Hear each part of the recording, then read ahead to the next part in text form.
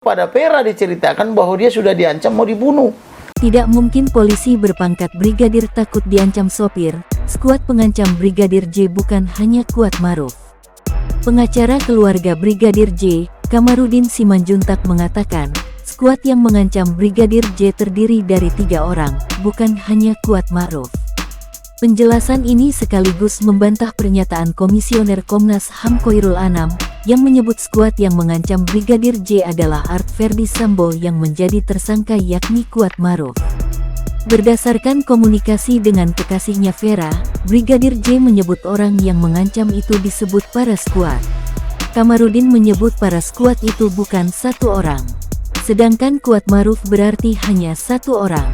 Kamarudin dilansir dari kompas.com, sudah mengetahui identitas orang-orang tersebut, begitu pula dengan kekasih Brigadir J, Vera.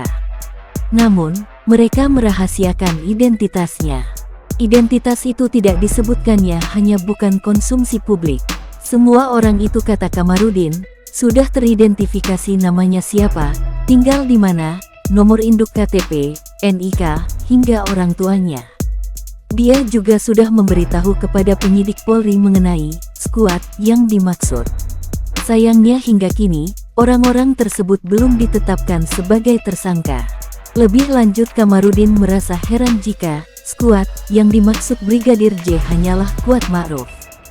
Sebab menurutnya, tidak mungkin polisi berpangkat brigadir takut dengan ancaman seorang sopir.